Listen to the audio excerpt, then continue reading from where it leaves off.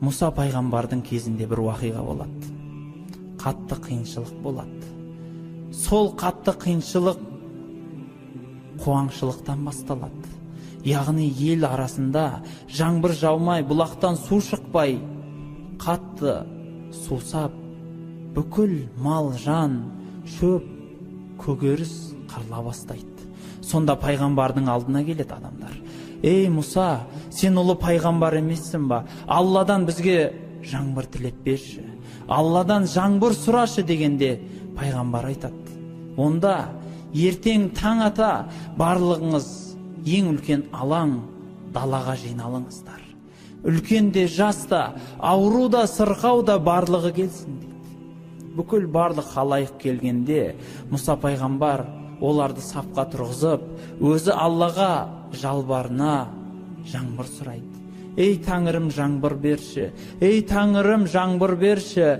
Арамызда қиналған адамдарға рахым қылшы. Жастарымызға, сәбилерімізге рахым қыл. Шалдарымызға, үлкендерімізге рахым қыл. Ауру сырқауларымызға рахым қыл. Мейірімің кең болған ұлысың ғой деп жалбарына береді. Бірақ аспан оған қарсы шыққандай барынша қыза түседі.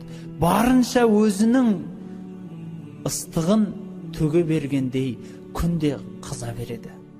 Сол кезде Мұса пайғамбар шетке шығып, мұның хикметін білмек үшін Аллаға жалбарынады. Шетке шығып Аллаға жалбарынып айтса, былай дейді: ей Аллахым, қанша сұрадық, сен өзің бұйырғандай сұрап жатырмыз.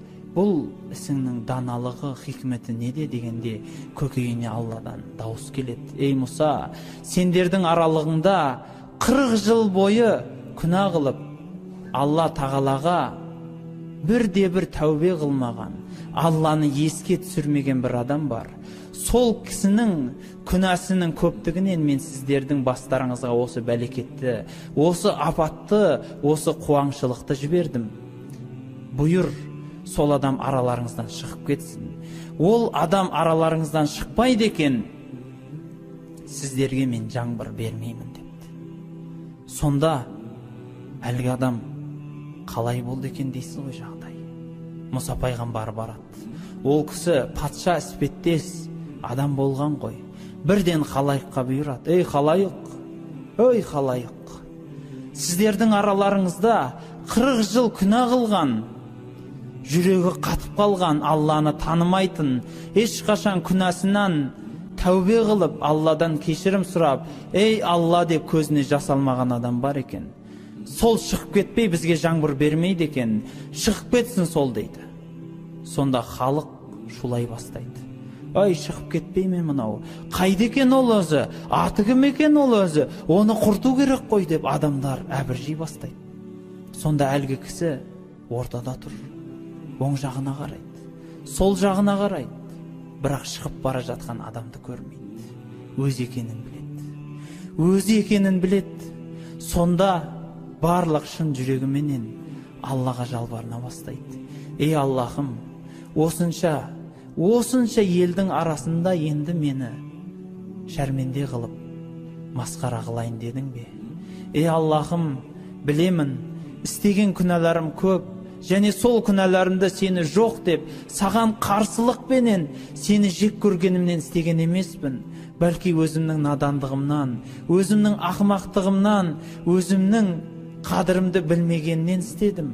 Аллахым, тәубе қылдым, күнәмді кешірші, міне қайттым, екінші сол күнәмді істемеймін деп, ернін тістеп жылай береді. Сол-ақ екен, аспанды ақша бұлт қаптай кетеді. Аппақ қардай бұлыт аспанды жауып, жаңбыр себелеп қойып кетеді. Таң қалады. Мұса пайғамбар анық жан жағына қарайды, жауын деген сел болып ағып жатыр. Сонда басын сәждеге қойып Аллаға жалбарынады: ей Аллахым, бұл даналығыңнан бізге хабар бер, мен сенің даналығыңа жете алмаймын ғой дейді. Сонда Алла айтады: әлгі кісінің күнәсінің себебінен сендерге қуаңшылық беріп едім. Енді сол кісінің сауабынан, сол кісінің ұлылығынан сендерге жаңбыр беріп жатырмын. дегенде Мұса пайғамбар айтады: ей Аллахым, онда ол кісіні маған көрсетші, ол кісіні маған көрсетші дегенде Алла тағала айтады: бұл қалай болған екен? Ол кісі 40 жыл күнәһар болғанда сіздерге білдірмеп едім, енді маған бас бұрып, бас иіп, Алла деген кезде масқаралайын ба деген екен. Иә, Алланың тәубе есігі өте кең есік.